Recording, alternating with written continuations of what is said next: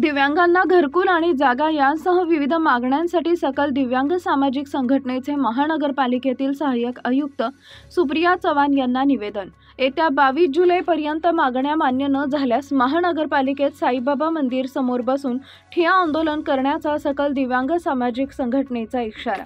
आज दिनांक 18 जुलै रोजी दुपारी 12 वाजता मिळालेल्या माहितीनुसार जालना शहरातील महानगरपालिका हद्दीतील दिव्यांगांना घरकुल आणि जागा उपलब्ध करा, दिव्यांगांना 200 स्क्वेअर फूट जागा उपलब्ध करा, दिव्यांगांना मस्तगड भागातील पुनर्वसन केंद्र स्थापन करण्यात यावं, दिव्यांग नळपट्टी आणि घरपट्टी 50% माफ करण्यात यावं, अशा विविध मागण्यांसाठी जालना महानगरपालिकेचे सहाय्यक आयुक्त सुप्रिया चव्हाण यांना निवेदन देण्यात आलंय।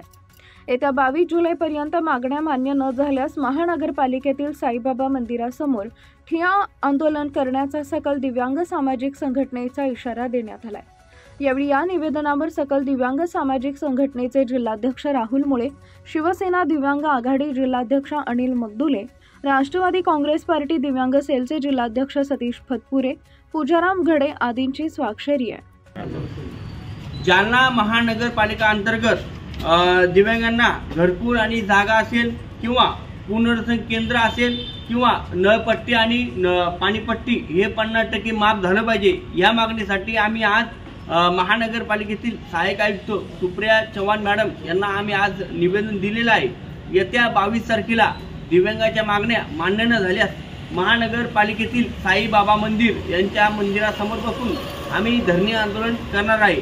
आज महानगरपालिकेने येत्या 2 ते 3 दिवसांमध्ये दिव्यांगाचे प्रश्न मार्गी लावावा नसता आम्ही धरणे आंदोलन करणार आहे। जोपर्यंत आम्हाला लेखी आश्वासन देत नाही तोपर्यंत आम्ही या ठिकाणी उठणार नाही, हे महापालिकेने समजून घ्यावं। मी राहुल मुळे, जिल्हाध्यक्ष जालना।